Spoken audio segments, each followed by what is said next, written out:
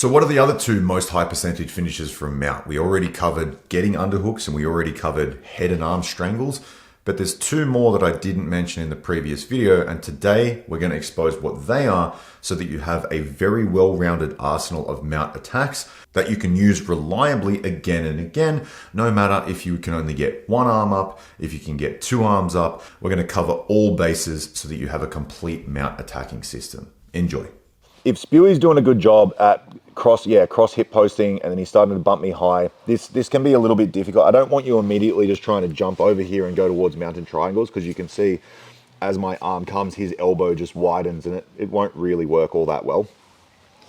What you can start to do whenever you get the first arm up is the second arm is usually available in the same method that we got the first underhook from when we're in mount. So I just lean my body weight over this side, it should be anyway, because I want to keep his elbow up here. Then I can start to fish, go underneath, and then drop my elbow down towards the floor. And then you'll actually find it pretty easy to start to bring this shoulder up on top. For whatever reason, once one arm is up, this second arm actually just wants to be its friend and go with it. So it's actually quite an easy task to achieve. Once you do get to this position, we're going to go back to our elbow to elbow. Obviously this hand's not grabbing, just grab his lat or grab his armpit, elbow to elbow. And it's the same thing here where we're driving our chest and our body weight forwards. Again, not intending to smother him here, but if he gets smothered, that's a him problem. If he wants to get all sweat in his mouth when we're training, it's, you know, it is what it is. But the only way that he can get his elbows down here is if you leave a considerable gap between your elbows. Now, if we take this elbow to elbow grip, there's not much gap to be had. His big head's going to be in the way. So wherever he tries to bring his elbows through now, I just lean my chest and my body weight forwards nice and softly because he's got shit shoulders. But now it's going to be really difficult for him to get out of here. Once we're in this position, you don't want to immediately jump to an S-mount armbar. You want to kind of cook them a little bit. Don't wait here for 3 minutes, but definitely start to settle them down. Most of the time, they'll buck and they'll bridge because they can't use their arms. They'll try and pull their elbows down, but if you do this correctly, you've got your shoulders positioned in the correct place, it won't really matter all that much. You will have to ride a couple of bridges, but that's okay. We should expect that. One thing that's important to note here, when they do try and bridge, when you've got one elbow up, it's quite easy to predict which one it's going to be because it'll always be the opposite. So if I've just got one elbow here, Spewy wants to free that elbow. He's going to kick off his left foot to take his right shoulder that way and pull his elbow down. Exactly right. I'll recognize that because I've got this elbow up. So when he does try and kick, I'll just kick his foot across the mat and take the brunt out of the bridge. When we've got the second arm on top, he basically has viewer's choice, right? Because he's not got one arm up here. So he'll probably use one of the two. So that's where it's up to you to measure with the instep of your feet and just find where his feet are planted on the mat. When he does go for a bridge, it doesn't matter which side it is, exactly right. You just kick that out. It'll take the force out of the bridge most of the time. What I'm not instructing you to do, which is what most retard white belts do, is double grapevine and just try and extend here. Likely it's going to hurt your knee. Second point is as soon as he frees one of his legs from this position, he now has both of the inside position. He can start to bring his legs back. Now when he bridges, my feet are out here doing nothing and I might end up getting bridged over. I would much rather you guys be nice and tight, elbows towards your knees. When he tries to go to bridge either direction, you just kick his bridge out from underneath him and you're in a good spot to maintain mount. Now we're traveling to S-mount. I want to start to bring my left knee up as high as possible outside my left elbow. I do this because I want to wedge his chest and his head and shoulders on top of my quad. Most of the time when this fails, people come up very lazily like this. They think that it's about this calf here and he just puts his head down on the mat and you lose everything. The way to evade this is by going wrist to wrist on this far side, peeling him up off of the floor. I'm going to be nice to Spew in a second because it's going to hurt him if I demonstrate it for too long. And then you want to raise your head up towards the roof, pulling on this far tricep as you come up on your toes on my left side. I'm not going to do that now because I'll kill him, but I want to go up on my toes on my left side, get this as high as possible. I want to throw my calf as deep across his far tricep where he meets his shoulder so that I can get a chest compression at the same time as I undo these arms. Now he's got his arms in the correct position here. He's got his primary, the one closest to my hip, covered by his secondary. The easiest way to start to defeat this is go underneath, palm down, and then follow the elbow out and around the corner. And I'm going to wedge his elbow on top of my hip here. Now you'll notice he can't actually defend his primary hand with his secondary because I've got it hugged in towards my hip. At this stage, Don't fall backwards. You've got no cross-face leg. He'll just come in and he'll turn up. It's not a good point. And it follows the same logic that I was talking about beforehand.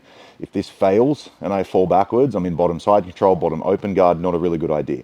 If it fails on the other side, I pretty much don't have that happen, and I'll likely armbar him instead. So once I can see this wrist is exposed, I'm going to take a palm up grip towards my face, and I want to go towards my bottom hip or my far shoulder. Once I've done this, I'm going to plant my right hand so that when he tries to bridge into me, it's very difficult. I've got to post out that way.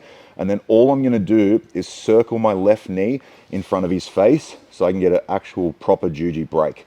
If I don't have this hip here, he can start to bridge into me and I can fall over pretty easily. Bridge into me, like sit up, yeah, like this, and it can get messy pretty quickly. So what I'm going to do is I'll keep everything over this side. I've got proper tension running through his arm. I collapse my left knee over his face, and then I can start to go 2 hands on the wrist and then start to go belly down. And this is a pretty awful break to have happen. If he does start to sit up all the way, I can always roll through facing the legs, and I've got proper braking tension the entire time. I'm lifting the elbow up, or the hand rather, towards my top shoulder. I've got him on my bottom hip the entire time. And you'll notice that when he rolls through, I've actually got my legs in a pretty good position. I either go foot to foot, I can go head scissor, I can go just planting both feet down into the mat. I've got all different sorts of jujis that I can run through here, but that would be much more preferential than falling back and having it lost. So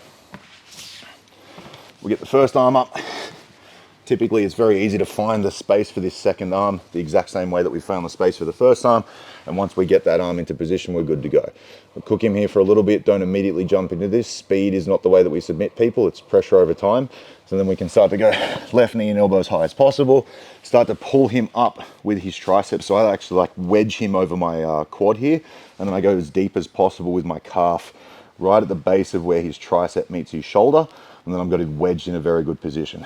To get rid of the second arm, we go underneath, out and around, and then I can cut this elbow so that he can't reach his hand to his secondary hand. If his arms are wrapped the wrong way, you just go for the arm straight away. You don't really need to necessarily worry about this hand because he's not protecting it properly. If they're around the correct way, you just go underneath, swim through, take this towards the top shoulder, and then you lean everything over. As you post, you bring your secondary leg in front. If he bucks you through, no problem. Stay with it. Keep this elbow on the bottom hip. Always face towards the legs, and then you'll end up round the other side in a decent juji. It doesn't matter which configuration you choose. You're still going to break his arm most of the time anyway. Let's give that a go. This time we're going to go topside arm wrap, and then Spewy's going to frame us up at our hip. And usually what's going to happen here is we can start to bring our knee up into the side of his chest here and then plant as a shin pin over this far side. His arm's now isolated. We have one arm and one head together. You got 2 heads. One arm and one head together and one arm separated by itself. So we can start to think about mounted triangles because we pin this arm. What I want to do from here is I want to keep everything, this is suspicious, keep everything up nice and high and tight as I start to knee cut around the corner to free my leg, because otherwise I'm not going to be able to triangle him from this position. If he hangs on, or if I allow him to hang on to this leg, I'm not going to be able to free this leg without taking away too much space, of which you'll be able to escape the position. So I knee cut around the corner this direction to free my leg, but you'll notice that I'm actually in the wrong way to do a triangle. So what I'm going to do is sit on his chest. I'm not trying to kill him here, but so I can exchange the pit of my knee into the side of his neck. And now it's the exact same thing as what we're thinking about with the katagatame with our arms. Triangles are basically a katagatame as well, but just using the legs. I want zero tension running through the back of this hamstring, because if I have heaps of tension here, you'll see a huge gap here and he won't get strangled. It'll hurt the back of his neck. Maybe I'll armbar him, but that's not good triangle mechanics. So I'm going to keep his head and shoulder up above the mat as much as I can as I lean my body weight over here. I'm going to take all the tension out of my leg, and I'm going to get the perfect placement of my hamstring right into the side of his neck here. Notice how my knees are scissored together in this direction. They're both pointing the same way. And then I'm going to start to put my forehead onto the mat so my right foot can become weightless. And then I lock my triangle. I want to lock my left shoelaces down his spine. And now it's a slight adduction of my legs and a back heel. You weren't ready for that, were you? No. You were scratching your leg before tapping. It's a slight adduction of my knees and a back heel of my hamstring, my heels towards my butt. You should get a nice and tight finish. in the mounted position. If they do give you a big bridge response, always go with them. End up in a perfect set front triangle. You shouldn't have to really readjust this, because if you've done it correctly, you will have the perfect position already. But sometimes when you are performing mounted triangles, your knee will be a little bit further behind the back of their head that you like. If this does happen and their arm is available, scoop their arm. If it happens and their leg's available, scoop their leg. It's usually a more robust grip. You're gonna start to shorten this knee just underneath where his earlobe is. Curl up on your back, point your foot down his spine, and then it's a back heel to get a nice tight finish. And that's not necessarily a mounted triangle, but it will happen when it comes up if they defend your initial mounted triangle. So let's say we're setting up our katagatame, and then we recognize that he's giving us a big hip post. We can start to step over this and start to shin pin. We do have to free our foot at this stage, so we're going to keep everything nice and tight, and we're going to start to knee cut around across the corner. You'll notice that I'm in the wrong position to start to set up a triangle. You could theoretically go wrong ways triangle here, but it's just not as good. So I'd prefer you guys stay up on this. Keep your weight down, centered into them as you shift around the corner and start to set your knee in that perfect position. Notice how I'm holding his head up off the mat, and then my left hip is driving his shoulder across his neck, just like it would be in a katagatame. It's just that my lower body is doing it at this stage. When I get to this position, I start to put my head down on the floor so my right leg can become weightless. I get the perfect set on my triangle. I back heel and squeeze my legs for the finish. If he does roll me through, I take a shoulder roll and I follow him all the way through. This triangle feels pretty good. I should be able to finish it. If you do need to make an adjustment, keep his posture down, invert your knee slightly down towards the floor, grab whatever's available with this hand, whether it be the leg or the arm, and then roll back up, and then start to finish the triangle here. Let's give that a go, then we'll wrestle.